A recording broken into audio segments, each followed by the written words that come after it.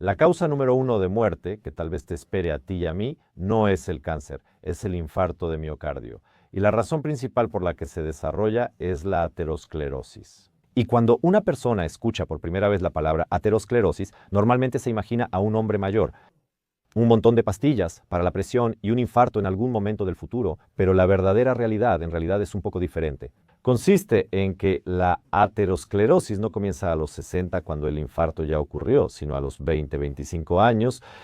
Es un proceso largo y cuando lleva a un infarto a veces pasa hasta una década. Y para esa edad, la mayoría de las personas ya tienen las primeras rayas de grasa en las paredes de nuestras arterias. Es decir, estas son las primeras señales de la enfermedad que durante décadas avanzan en silencio sin causar ningún síntoma, ni dolor, ni molestias. Simplemente los vasos sanguíneos y el sistema inmunológico, lenta y lentamente, cada día hacen su trabajo. Poco a poco vas perdiendo la capacidad de lidiar con esa inflamación. Muchos creen que la aterosclerosis es solo la acumulación de colesterol en las paredes de los vasos sanguíneos. En realidad, ante todo, se trata de una inflamación crónica que existe todos los días en nuestro cuerpo y afecta las paredes de los vasos sanguíneos. En su base hay un desequilibrio entre el daño y la recuperación. Cuando el flujo sanguíneo enfrenta presión alta, hiperglucemia, altos triglicéridos y fumas, el endotelio, el revestimiento interno del vaso sanguíneo, sufre microdaños. Imagínate pequeñas grietas en las paredes, por donde las lipoproteínas de baja densidad se filtran. Estas son las llamadas partículas malas de colesterol. ¿Y qué pasa después? Las partículas filtradas comienzan a oxidarse. Tu sistema inmunológico reacciona como si fuera una infección y los macrófagos vienen a limpiar toda esa basura. Ellos inician un proceso que en realidad es la causa principal por la que al final la persona muere. Todo esto se convierte en las llamadas células espumosas. Y con el tiempo, estas células mueren y liberan su contenido. Y comienza un círculo vicioso de inflamación. A esto se suma la fibrosis. También se suma la calcificación. Y así se forma lo que, de hecho, hoy en día escuchamos muy a menudo cuando vamos a un ultrasonido. Tienes una placa aterosclerótica en el cuello y ya está obstruyendo, digamos, el 30% de tu arteria carótida.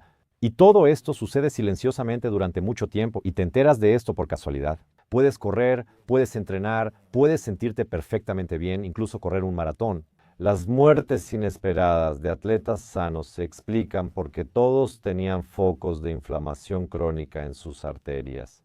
Los problemas empiezan cuando la placa se transforma inestable. Se adelgaza, se afloja y eventualmente puede romperse.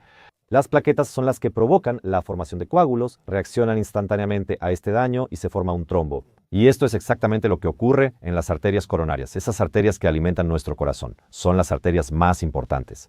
Y si esto sucede, por ejemplo, en el corazón, esto llevará a que tengamos un infarto de miocardio. Es decir, una parte del corazón sufrirá una falta aguda de sangre. La circulación no llevará oxígeno al corazón y el músculo cardíaco puede morir.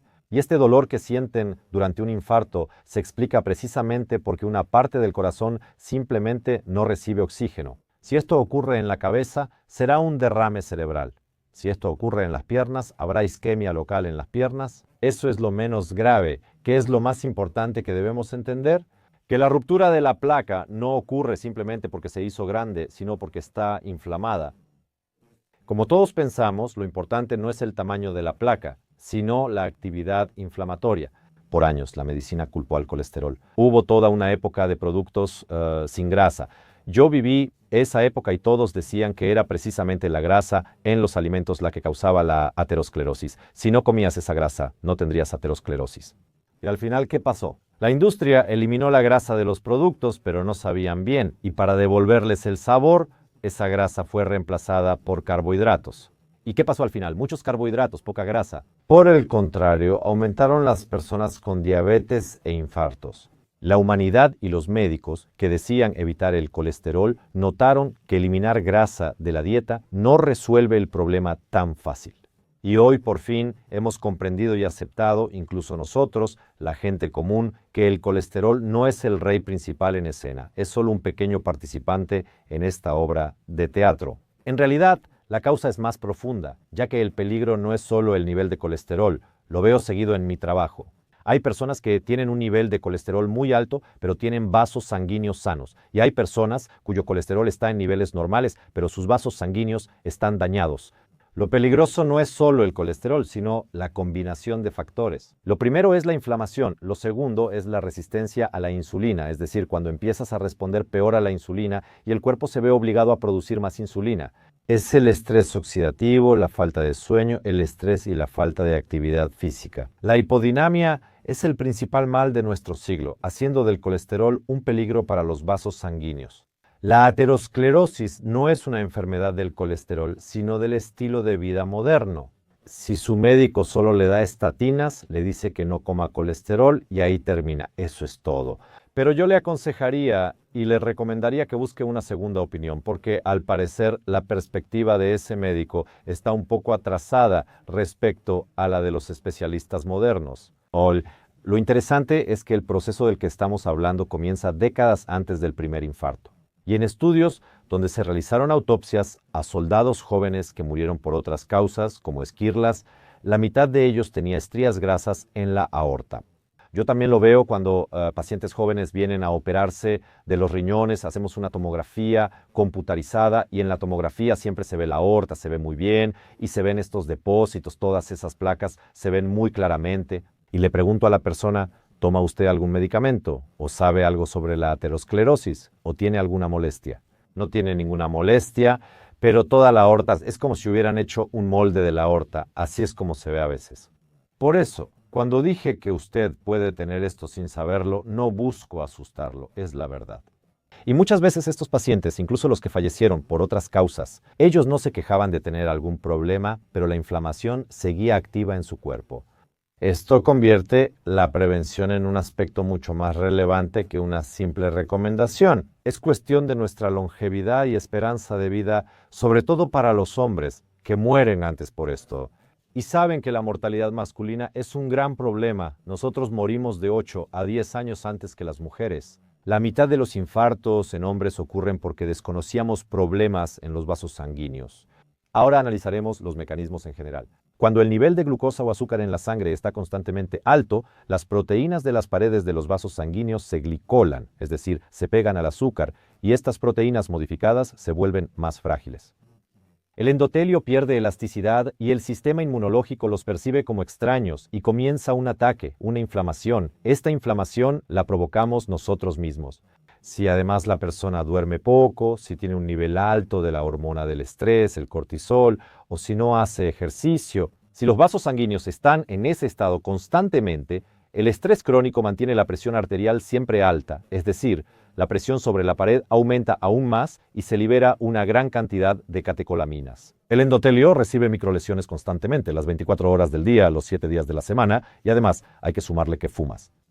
Los lípidos se oxidan constantemente y baja la producción de óxido nítrico, encargado de dilatar los vasos sanguíneos. Especialmente si no haces ejercicio, si no hay ciertos esfuerzos necesarios en tu organismo que estimulen al endotelio a producir proteínas protectoras.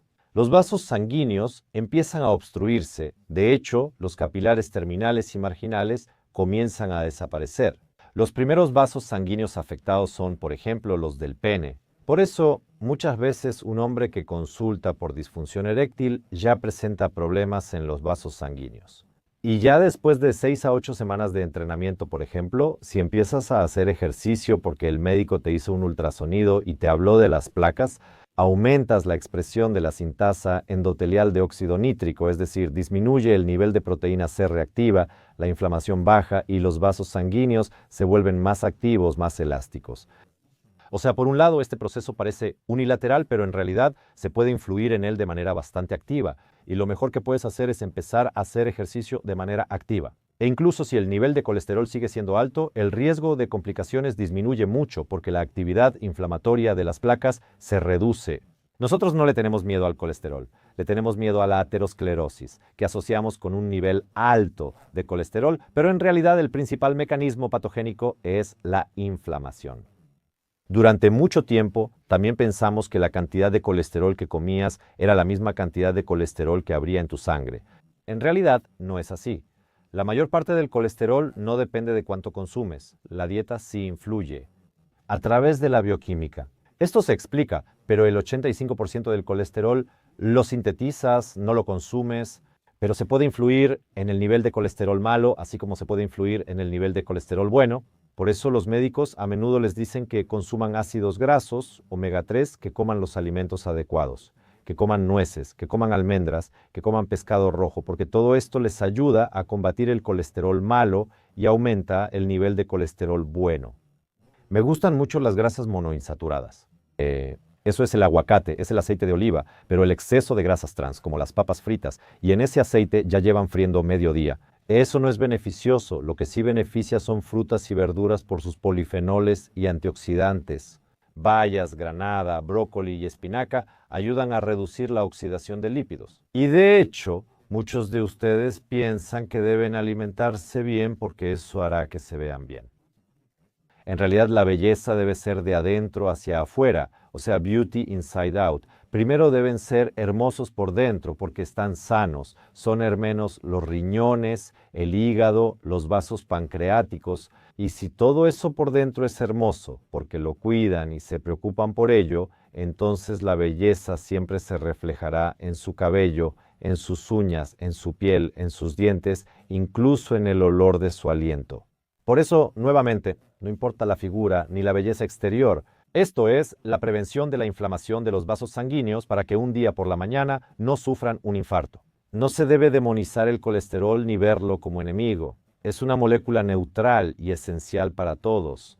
Sin él simplemente no podríamos vivir, porque gracias a él y a partir de él se sintetizan hormonas en nuestro organismo, por ejemplo, la vitamina D y en general nuestra querida testosterona. Amigos, también está hecho de colesterol. Todas nuestras membranas celulares están hechas de colesterol. Pero cuando hay demasiadas lipoproteínas de baja densidad y esta protección es muy débil y en el organismo hay un fondo inflamatorio muy fuerte, entonces se produce una reacción en cadena que tras 5, 10, 15 o 20 años puede causar un infarto de miocardio. Por eso, si piensan que pueden ir al laboratorio y simplemente hacerse un análisis de colesterol total, lamentablemente ya no es informativo. Y por eso siempre revisamos apolipoproteína B, lipoproteína de baja densidad, triglicéridos, lipoproteína. Además de eso, también es obligatorio revisar la proteína C reactiva, es decir, inflamación, hay que checar la glucosa, la hemoglobina glucosilada, el índice de resistencia a la insulina. Todos estos indicadores al menos nos dan una idea de lo que realmente está pasando y en qué grupo de riesgo metabólico te encuentras. Por eso es algo que definitivamente se debe hacer. Y pensamos que los vasos sanguíneos envejecen porque el cuerpo envejece, pero en realidad envejecen porque comemos mal, porque nos movemos mal y porque constantemente empujamos nuestro cuerpo hacia la inflamación. Y si eliminamos la inflamación y trabajamos en ello todos los días, en realidad los vasos sanguíneos dejan de envejecer. En nuestras clínicas, uno de los métodos para diagnosticar el estado de una persona es este procedimiento. Cuando vemos cuántos años tienen sus vasos sanguíneos, hay un aparato al que lo conectan y vemos cuántos años tienen sus vasos sanguíneos, en qué nivel de estrés se encuentra. Recientemente atendí a un paciente de 50 años con vasos sanguíneos similares a los de una persona de 70, pero con la terapia logramos revertirlos al estado de alguien de 35 años. Numerosos experimentos muestran que si durante la terapia bajan la proteína C reactiva y la interleucina 6 en un paciente, el riesgo de infarto disminuye aunque el colesterol no cambie. Por eso recuerden lo que les dije sobre el médico. Si él solo se enfoca en el nivel de colesterol y piensa que al bajar el colesterol con estatinas va a reducir el riesgo de infarto, eso no es así. La mayoría de los estudios muestran que las estatinas reducen el colesterol, pero no disminuyen proporcionalmente el riesgo de infarto de miocardio. No debemos enfocarnos en papeles y análisis, sino influir en el proceso que origina la aterosclerosis. ¿Qué se puede hacer primero? Eso es cardio, 150 minutos de actividad moderada o física semanal. Debes hacerlo a cualquier edad. Es preferible hacer menos pero con regularidad que hacerlo de forma intermitente. Conocen esa presión de la conciencia. Compré tenis el lunes, corrí y en 2 semanas lo dejé. Es mejor no mantener un ritmo tan alto que tengas que dejarlo, sino hacerlo de manera constante y regular. La alimentación es lo principal. De hecho, pongámosla como el número 1. ¿Por qué? Porque si sigues una alimentación adecuada y un ritmo de vida correcto, todo lo demás se construye sobre eso. Muchos van al gimnasio, pero pocos mantienen buena alimentación. Por eso, más alimentos integrales, menos azúcar y menos cosas como la margarina. Eviten los alimentos fritos, especialmente si es comida rápida y no se sabe en qué tipo de aceite lo prepararon. Lo tercero es el sueño. Si no duermen lo suficiente, aunque crean que pueden arreglárselas con 4 o 5 horas, no es así. De lo contrario, el cortisol actuará en su contra y cualquier dieta será inútil. En cuarto lugar, controlamos la inflamación revisando proteína C reactiva, perfil lipídico, glucosa, insulina y vitamina D. En quinto lugar, dejar malos hábitos como fumar y beber alcohol. Y no es por una cuestión moral, sino porque los vasos sanguíneos no perdonan ni un poco. Sin duda, hay estudios que dicen que el alcohol puede ayudarte con tu aterosclerosis. ¿Saben? Me parece extraño que alguien no haga ejercicio ni siga dieta, pero tome whisky en la noche para bajar el colesterol. La aterosclerosis, al igual que el nivel de testosterona en el cuerpo masculino, por ejemplo, es un reflejo del estilo de vida. Y si me muestran vasos sanguíneos sanos, voy a pensar que ustedes hacen ejercicio y que se alimentan correctamente. Sin duda, la genética tiene una contribución considerable, pero no ocupa el primer, ni el segundo, ni el tercer lugar. Y si además tienen una predisposición genética, es decir, pregunten a sus padres si tienen enfermedad isquémica del corazón. Pregunten si sus abuelos tuvieron colesterol alto y si eso causó un infarto de miocardio. Entonces, deben preocuparse el doble por esto. Los vasos sanguíneos pueden recuperarse, el endotelio regenerarse y la inflamación revertirse, pero requiere trabajo. Y mientras más pronto lleguen a esto, no cuando ya no tengan otra opción porque ya tuvieron un infarto, mejor. Si creen que esto es suerte, no lo es. Se trata de respetar su cuerpo, no de suerte. Si te identificaste con nuestro tema de hoy, escribe en los comentarios con qué vas a empezar. ¿Vas a empezar a moverte o tal vez a comer mejor o quizá a dormir bien o de plano vas a seguir esperando hasta que, como dicen, el gallo frito te pique donde más duele? En mi Telegram tengo bastante información útil y temas parecidos, así que voy a dejar el enlace a mi Telegram debajo de este video. Entra, suscríbete y aprovecha la información. Cuídate.